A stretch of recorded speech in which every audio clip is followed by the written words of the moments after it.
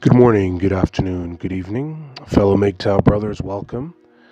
First, I just want to acknowledge my new subscribers to the channel, and also please take note of the disclaimer and the fair use notice.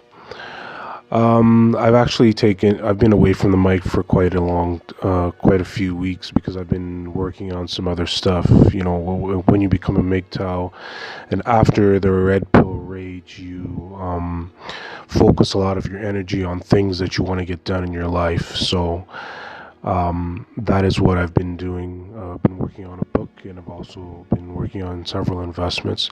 So a few new developments in MGTOW. I'm encouraged to see that there's a lot of new MGTOW channels, and I encourage all men who are new to MGTOW to create their own channel and to use it as a platform to tell their story to other men, because it's a very therapeutic kind of thing. You know, the red pill rage, you can use that red pill rage to channel your energy towards creating content on YouTube. So this video today also has to do with new developments as well, having to do with the effects of MGTOW. It's entitled "Men Be on Guard. Women Are Taking Notice and They're Not Happy." So MGTOWs have been MGTOWs, we have a duty to let our fellow men know all over what's going on, and to take the appropriate steps of non-engagement, or at the very least weed out the crazy women and keep the others away from the money. I can tell you that the message is getting out because Western women are starting to complain. My first signs of this was of the documentary produced by Al Grease called Frustrated, and I'll link you the description below. I love watching this film, especially the part where African American women get all hot and bothered by American men going to Brazil instead of putting up with the ugly attitudes of American women. And if anyone watches Tommy Sotomayor's video, he will let you know about the attitudes of some black women. What he calls the BT 1000s. Then later in 2015, there were two other articles which focused on datonomics. One was a Guardian article which spoke about why there weren't enough men in college, and there was a Vice article entitled "It's Not Your Imagination, Single Women. There literally aren't enough men out there." This is great news because we also need to be keenly aware of the backlash and to be steadfast. I have read many feminist-inspired articles, and also tried to vilify MGTOW by branding the group as women haters. This is a typical tactic used by feminists to shame men into getting back into line, i.e., to be enslaved. And anyone who objectively listens to Sandman or Turd Flaming Monkey will see that their logic-driven arguments. Yet feminists falsely label them misogynists.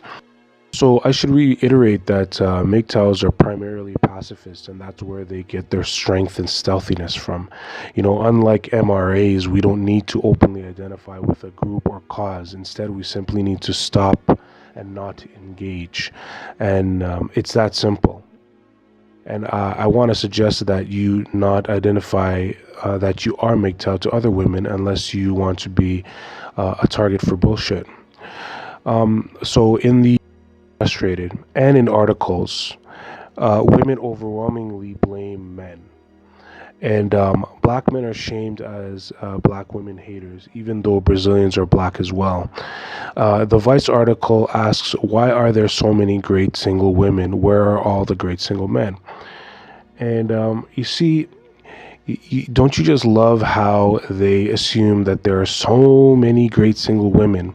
And I'll tell you where they all went. It's in my video entitled "The Curious Case of S." Spoiler alert, it's not because they're... So after the release of the film Frustrated, there was a great upheaval in the black community. and black women were extremely upset that black men would leave the United States to seek out cheap, high-quality punani. And there isn't a shortage of video responses to this particular documentary. One video response in particular caught my attention. The link is in the description below. Her name is Jessica Buford.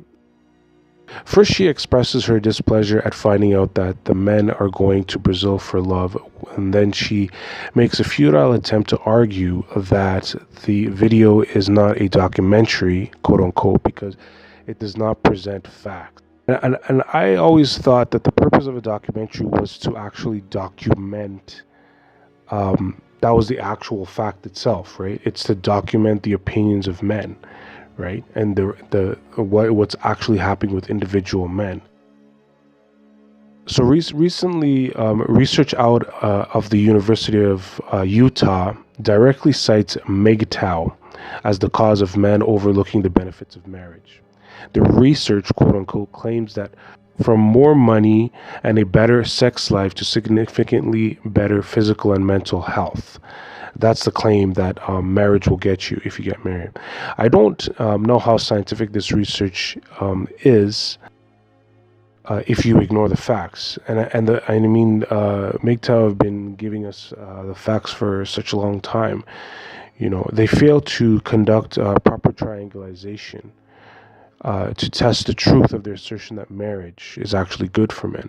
So the main purpose of my podcast today is to reiterate to all men that we should absolutely keep our eye on the prize and do not be deterred by negative coverage of MGTOW. If you remain anonymous, you can't be touched, right? If you remain anonymous, you just go about your life your own way, go about your life doing your own thing. And don't express this particular agenda to women or to feminists or to social justice warriors. You'll be fine, right? The key about MGTOW and the way that men think is that we think in a probabilistic. We have a probabilistic mindset. We think about things with a cost of benefit analysis. So yes, I mean you can express your opinion to a woman and tell them, you know, I'm not gonna get married, or I'm a MGTOW, right? But what happens? What's the aftermath of that? If you express that opinion to the wrong woman, who is able to rally support around her, she may try to target you, right? And expressing that opinion to certain individuals in society does not carry your goal of a MGTOW further, right? Like my personal goal of MGTOW, I'm trying to retire early. I'm trying to make enough money. I have certain plans and set in place to get certain investments established, right? And I date women. I like to go out with women, but I do it in such a way that limits the risk associated with that, right? Generally speaking, I try to date women outside of North America, and I deal with women only strictly for business purposes within America, unless I can be assured that it's not going to affect my personal life in any way. I never bring them back to my house. I don't show them where I work, right? Because this is when the relationship goes sour, women change. Their mind changes, like the Hyde and Jekyll and Hyde, you know, where the little birdie drinks the potion and then turns into a monster, something like that. Anyway, whatever your flavor, I think there are some commonalities that we can all benefit from highlighting. So, like I mentioned before, use probability and statistics to your advantage. There are a lot of assumptions about why men avoid marriage and dating and long-term relationships. The accusations go from we are gay to we're trying to punish women.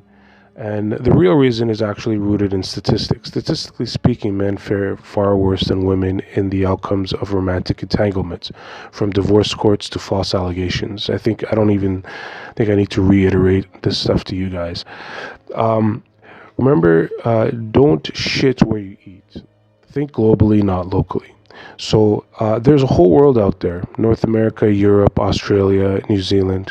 Understand that feminism can't exist in poor countries, especially because the feminists need state support. Think about the way women spend money and the way men spend money. Women are primarily consumers. They can never ask any woman how many high heels or how many pumps they have in their collection. The number, she could be on welfare. My ex is on welfare, and she has 50 pairs of pumps, and some of them are in the hundreds of dollars. It's like what why do you? And she barely even wears them all. She probably wears like 3 pairs of shoes consistently, and the other pairs of pumps and other shoes that she has, they just collect dust. And this is the difference between the way women spend money and the way that MGTOWs spend money. So it goes back to probabilities and weighing the costs and benefits. Just like the men in the documentary Frustrated, MGTOWs can go to other places all over the world where women can be had on the cheap and then discarded without damage to personal property. And feminists, on the other hand, could not dream of doing the same thing in this regard. You see, just imagine a feminist leaves the protection of North America and goes to Africa and walks up to a man and slaps him, right? Just imagine that she goes to some city in Nigeria, Lagos, Nigeria. She'd disappear in an instant. It would be no question about it. They don't take bullshit over there. I presently live in the Caribbean, and women here are abused and die daily. And the Prime Minister came out openly and stated that domestic violence is not the business of the government's concern. Now, don't get me wrong. I'm not promoting like mass murder or abuse of women. What I'm saying is that the issue that men deal with in Western countries, like false rape allegations, kangaroo divorce courts, mandatory charging policies, are virtually non-existent in non-Western nations.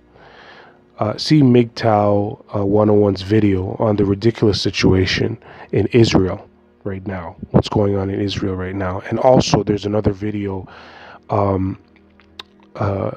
about what's happening with the domestic violence policies in Spain.